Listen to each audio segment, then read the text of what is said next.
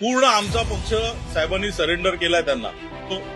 पहिले शाखाध्यक्ष झालो, नगरसेवक झालो. सन्मान्य राज साहेबांनी स्पर्श केल्यानंतर तुम्ही नगरसेवक झालेला. तुमची कुवत होती का नगरसेवक होण्याची? लाथ घाला साहेब त्यांना. राज्यात महापालिका निवडणुकांच्या पार्श्वभूमीवर राजकीय वातावरण तापलेलं असतानाच पक्षांतराचे फड सुरू असल्याचं चित्र आहे. पक्षाकडून तिकीट न मिळालं किंवा नेतृत्वाकडून अपेक्षित दखल घेतली गेली नाही की नेते थेट दुसऱ्या पक्षात प्रवेश करत असल्याचं चित्र सध्या राज्यभरात दिसतंय. अशातच काल मनसेतील संतोष धुरी यांनी भाजपमध्ये प्रवेश केला. भाजपमध्ये जाताच त्यांनी मनसे आणि राज ठाकरे यांच्यावर गंभीर आरोप करत राज ठाकरे यांनी उद्धव ठाकरेंसमोर सरेंडर केलं, आमची तिथं काहीच किंमत नव्हती असा खळबळजनक दावा केला. पूर्णपणे ताबा घेतलेला आहे. पूर्ण आमचा पक्ष साहेबांनी सरेंडर केलाय त्यांना. आज तुम्ही बघितलं असेल की आम्हाला म्हणजे ज्या सीट दिल्यात अशा सीट दिल्यात, दिसायला आकडा 52 आहे, पण ज्या सीट दिलेल्या आहेत त्या सीट तुम्ही जर बघितल्या तर त्यातल्या 7 ते 8 सीट येतील की नाही शंका आहे. कारण ज्या सीट आम्हाला पाहिजे होत्या त्या सीट तर आम्हाला दिल्या नाहीत. आम्हाला असं कळलं की वरून असा तह झालेला आहे की त्या तहामध्ये 2 किल्ले सरेंडर केले आहेत साहेबांनी.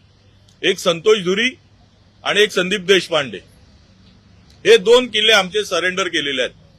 मात्र धुरींच्या या आरोपानंतर मनसेतूनच जोरदार प्रत्युत्तर देण्यात आलंय.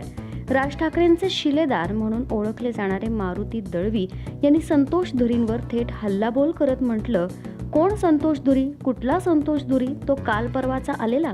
आमच्या समोर चिमूटभर गटाध्यक्ष होता, वरळी विधानसभेत लादलेला विभागाध्यक्ष होता, त्याची कुवतही नगरसेवक होण्याची नव्हती.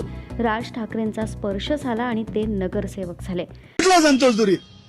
32 वर्ष मारुती राज साहेबांबरोबर हे काल आलेलं.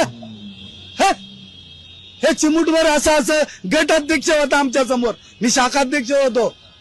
ह्याचा राजकारणाशी काय संबंध? या वरली विधानसभेमध्ये लादला गेलेला विभागाध्यक्ष होता. हा बंडा होता विभागाध्यक्ष. ह्याला डावलून तिथं तोड पाण्यात हादरमध्ये बसून करायचा. तुम्हाला सांगतो, निवडणुका चालू तोंड खोललं ना, बरेच भूकंप होणार आहे महाराष्ट्रामध्ये. मला बोलण्याचा नैतिक अधिकार नाही आहे. सन्मान्य राज साहेबांनी स्पर्श केल्यानंतर तुम्ही नगरसेवक झालेला. तुमची कुवत होती का नगरसेवक होण्याची? विभाग प्रमुख आम्ही हातदार आहोत.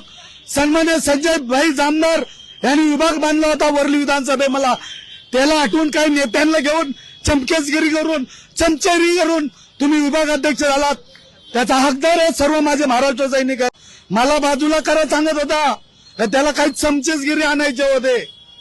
साहेब हे घातक आहेत आणि अजून काही वरलीमध्ये यांना आठवा साहेब, ही घाण आहे. असंख्य मराठी माणूस, मराठी तरुण राजसाहेबांच्याकडे आणि उद्धव साहेबांच्याकडे येण्याची वाट बघतात. चांगलं नवीन नेतृत्व आहे, त्यांना संधी दिली पाहिजे. हे जे चमकेचगिरी आहेत ना, कृपाशंकर सिंग बरेचसे वरली विधानसभेमध्ये, लाथ घाला साहेब त्यांना.